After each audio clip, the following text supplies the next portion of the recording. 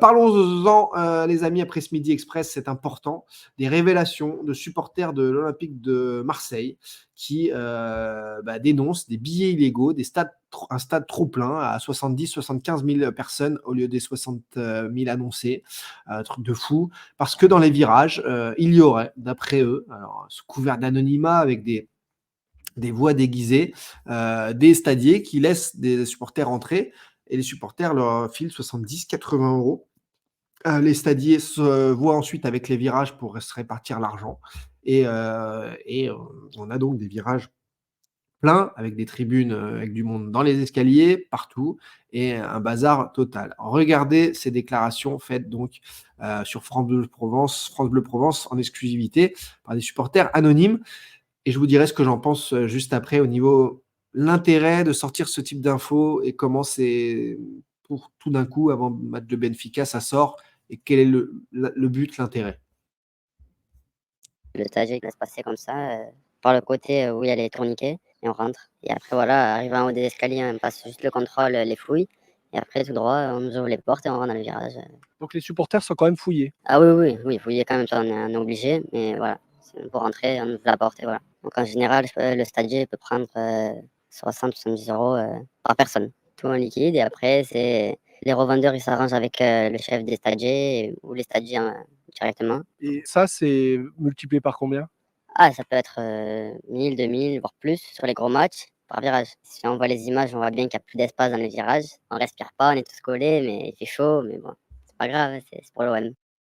C'est pour l'OM. Voilà, un stadier peut prendre 70 euros par personne. Révélation d'un supporter anonymisé avec donc des stadiers qui font partie de ces manœuvres illégales qui enrichissent donc les virages, qui remplissent, mettent une ferveur aussi sans nom, qui permettent à plein de gens qui n'ont pas de place aussi d'avoir des billets de dernière minute et qui font un business parallèle tout simplement, qui d'après ses supporters sont connus de tous et même du club d'ailleurs, il le précise. On va écouter la suite toujours pour France Bleu Provence.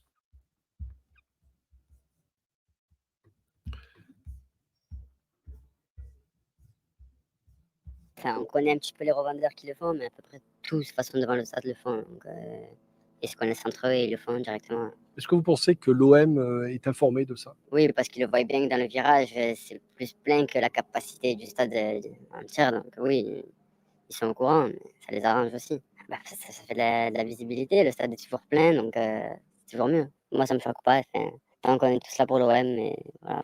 Voilà, et ma dernière question, est-ce que vous vous sentez quand même en sécurité globalement avec 2 3 4 000 personnes en plus?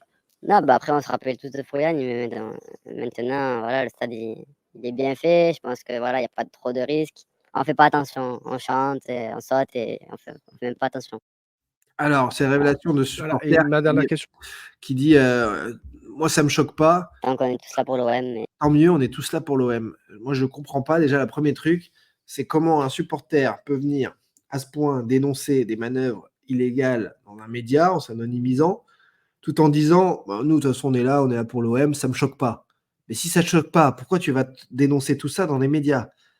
Si ça te choque pas, je comprends pas comment on peut venir dénoncer, foutre le bazar à l'OM, puisque publiquement, on vient annoncer qu'il y a une gestion illégale des virages et dire que ça me choque pas.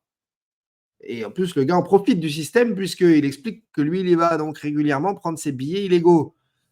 Pourquoi ça te choque pas? Explique-moi comment ça te choque pas, puisque tu viens dénoncer quelque chose qui te choque forcément, sinon tu dénoncerais pas. Si ça te choque pas, tu dénonces pas. Donc ça, c'est ma première interrogation. Ensuite, essayons de voir les intérêts de cette sortie médiatique.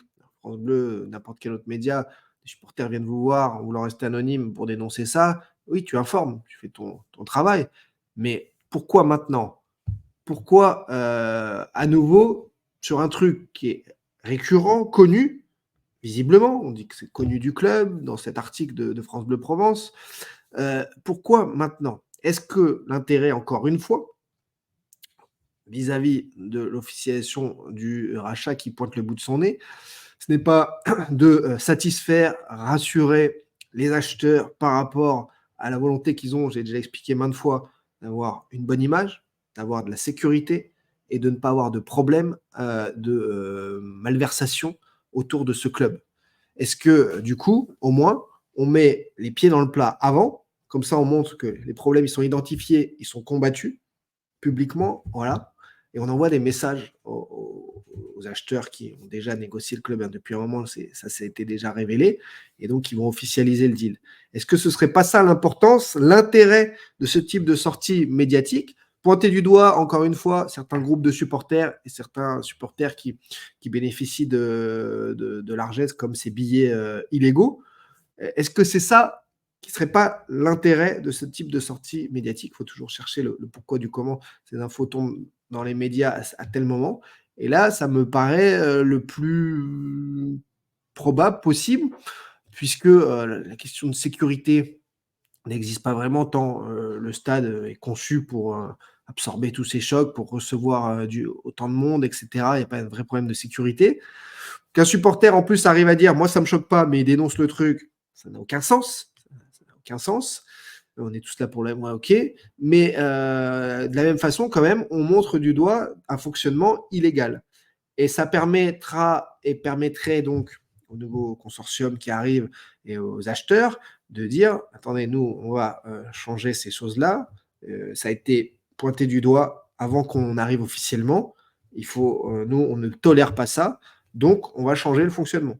Et au moins, ce n'est pas eux qui arrivent au pouvoir officiellement et qui disent oh bah regardez ce qui se passe, nous on va contre ça. Non, au moins c'est déjà public.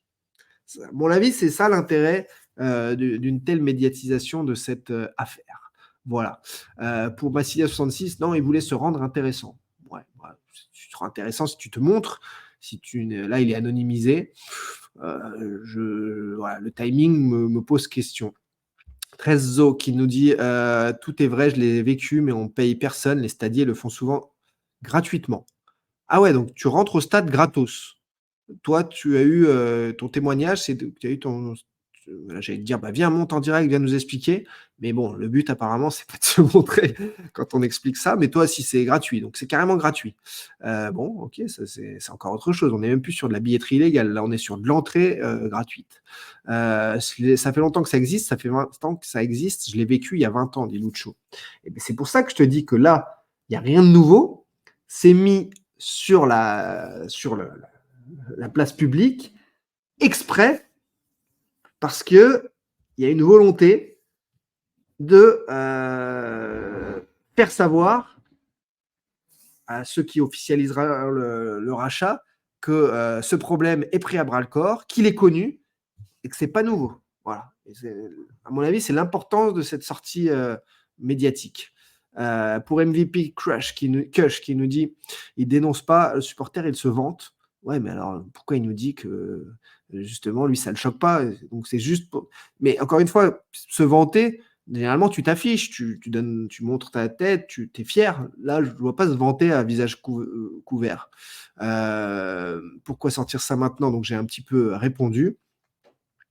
Beaucoup de bruit pour pas grand chose, rien de nouveau. La nouveauté, c'est que certainement que les instances ou l'OM va vouloir prendre le problème à bras le corps. Contre Salzbourg aussi, ça a été gratuit. Contre l'OM, le PSG ou Leipzig, tu es rentré gratuitement. Alors, je ne vais pas faire une généralité de ton cas, mais voilà, puisque cet autre supporter qui lui témoigne sur France Bleu, lui parle de 70 à 80, il doit être moins bien vu que toi. Je pense pas qu'en début de match, peut-être vers la fin du match, c'est gratuit. Il faut pas dire n'importe quoi.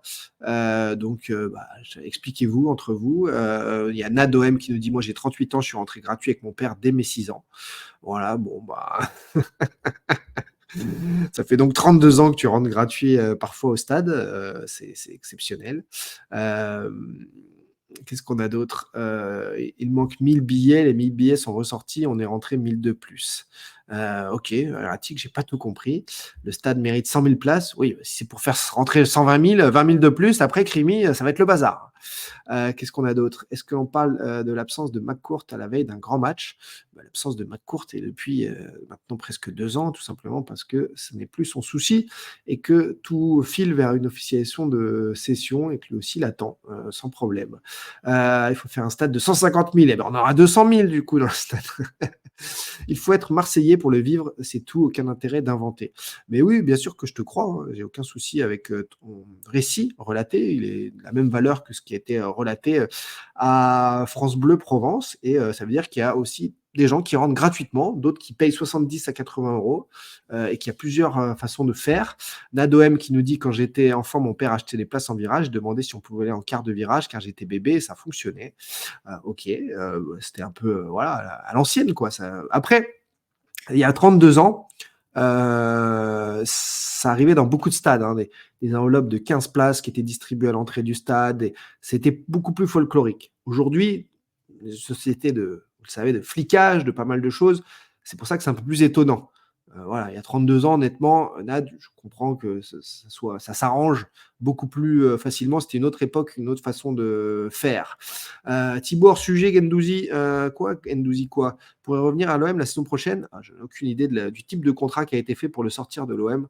On va demander à Pablo Longoria. Là, ce sera son truc. OM13, il n'y a plus que toi qui n'as pas compris l'histoire. Monte en direct, en visio, si tu as besoin de poser des questions sur les 4 ans d'enquête, sur tout ce qui a déjà été révélé, sur toutes les images qui sont déjà dispo. Si tu ne vois rien venir, ce n'est pas grave, ça te ferait une très très belle surprise. Mais il n'y a que toi, là. Quand tu dis plus personne croit en toi, il n'y a que toi, en fait. Donc, évitez les on, évitez de penser que vous êtes le centre du monde. Encore une fois, n'hésite pas à monter en direct en visio, tu es le bienvenu et tu pourras exprimer ta pensée et on te fera le cours de rattrapage de ce que tu n'as pas eu le temps de consulter avec plaisir.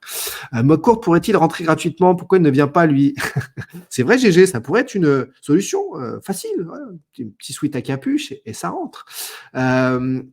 Les gens qui rentrent gratuits, c'est une minorité parce qu'ils connaissent la personne de l'entrée. Ok, Crimi, merci pour les explications.